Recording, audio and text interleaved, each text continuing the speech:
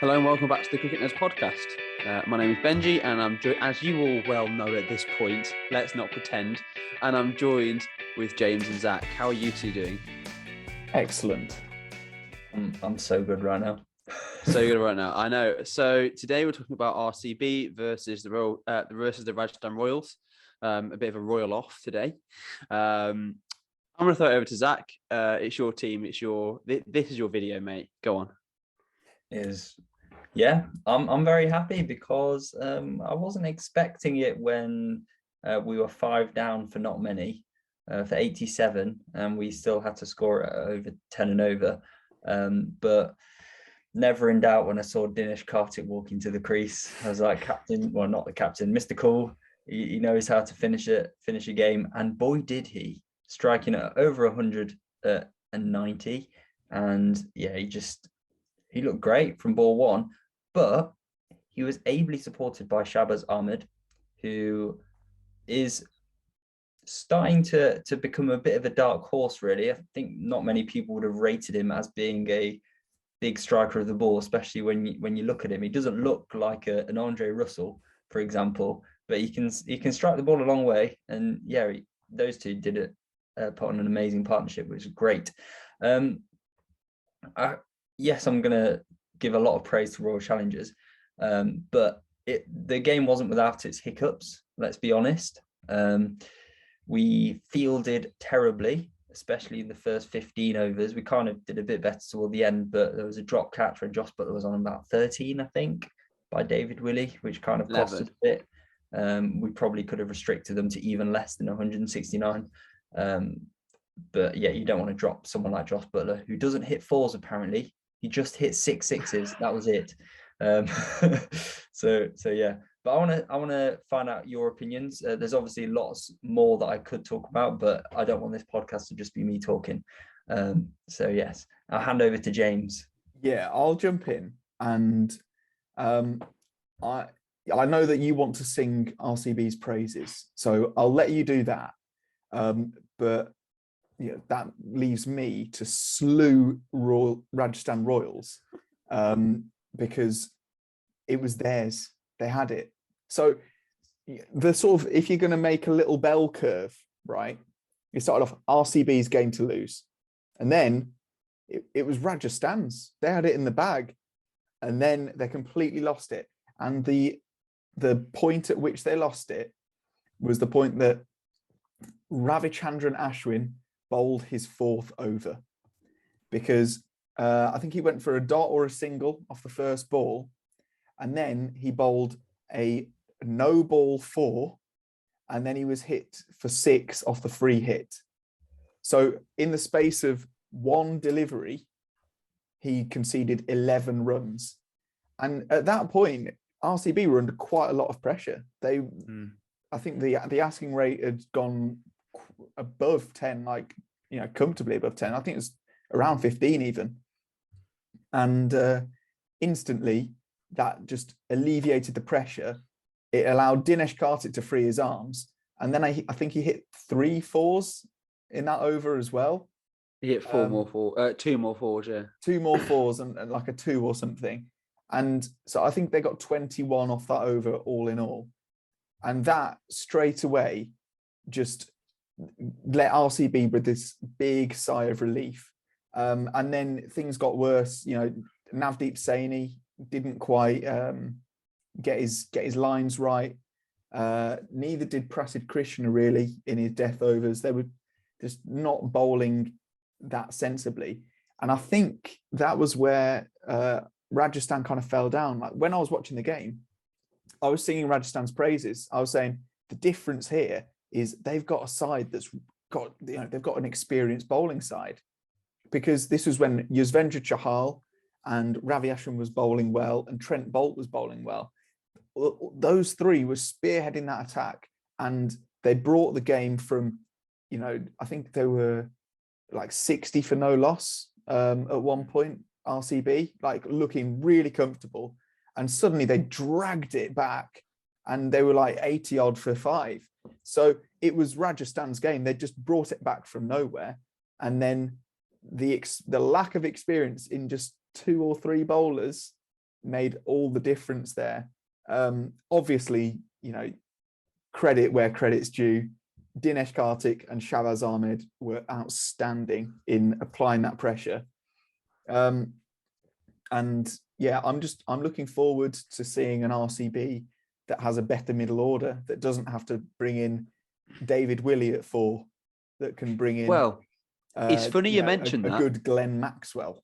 That's it. It's funny you mentioned that, because that's a point that I want to pick up about, particularly David Willey and Shafane Rutherford, because I would expect that those are the two that are going to make way for Josh Hazelwood and Glenn Maxwell when they come into the side.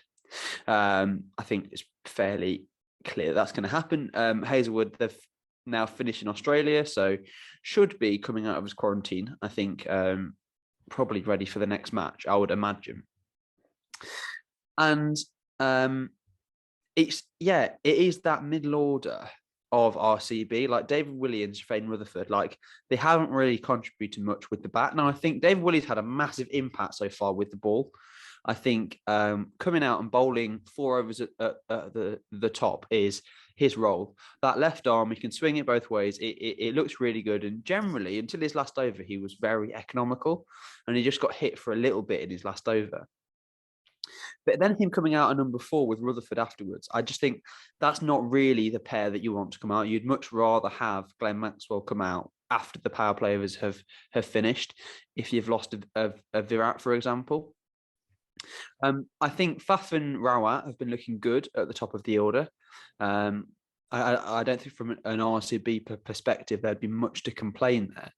But yeah, I'm getting a bit scared actually, because this RCB team, we were quite harsh on them in the predictions podcast, but I don't know, maybe this is going to be their year. Like when they have their 2 Australians come back into this to this team, it's looking like a very well-rounded team, Zach. I don't know what you think about that.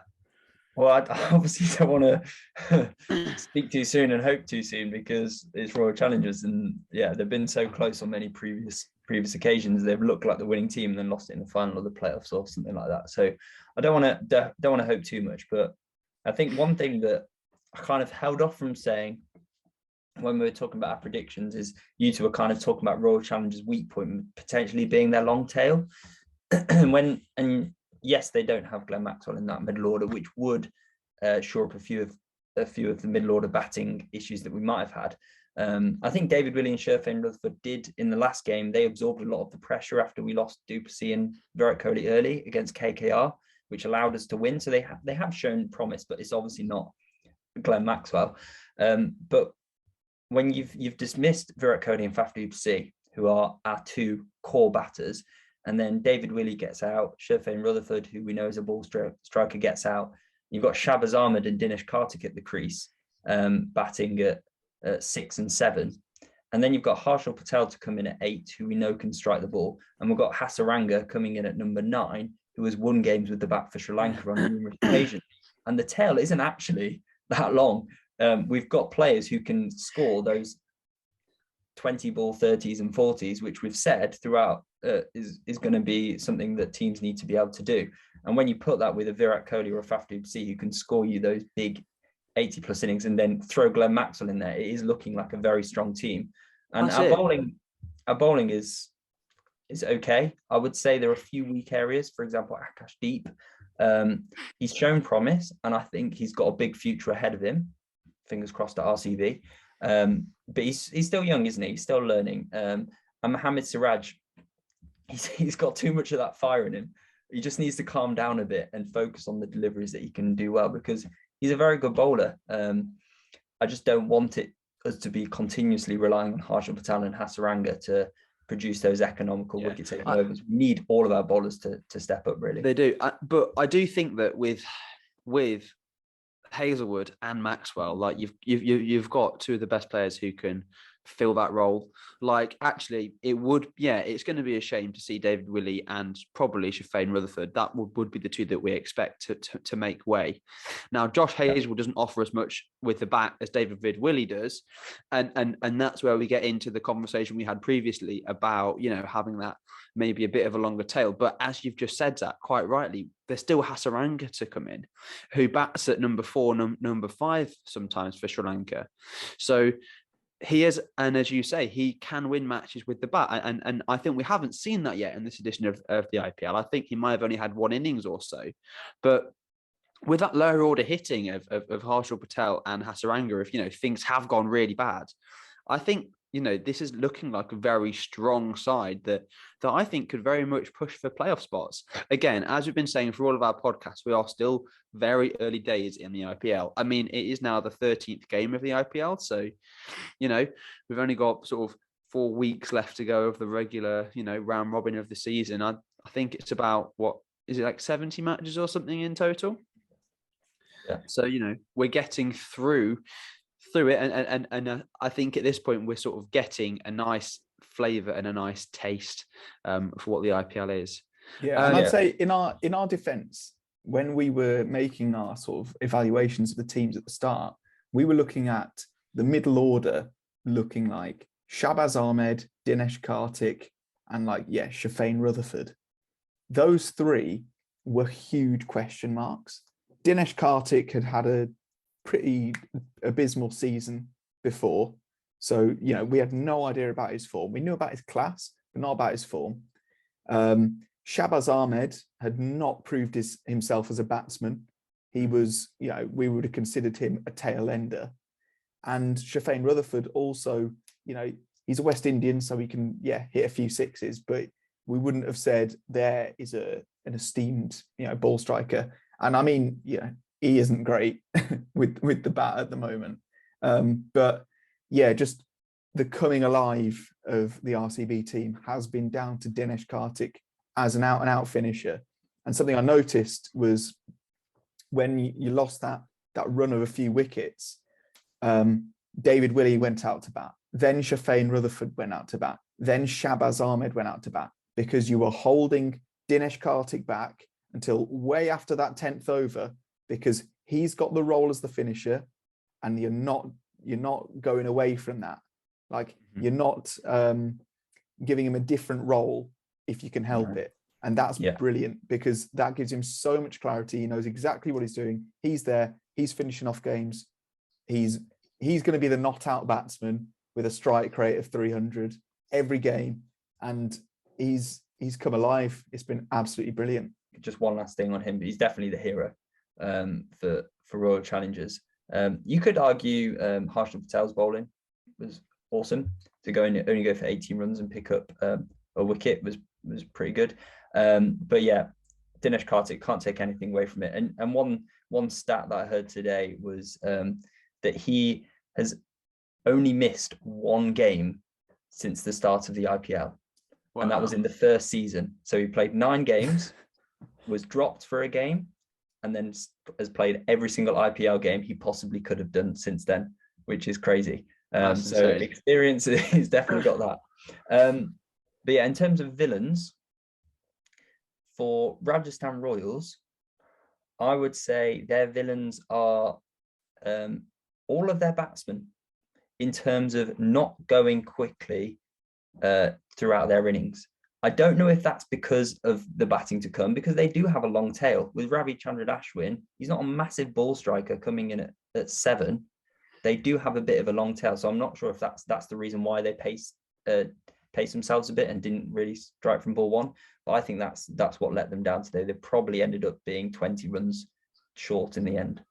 I think my hero of the match, actually, on the losing side, is Yuvendra Chahal again.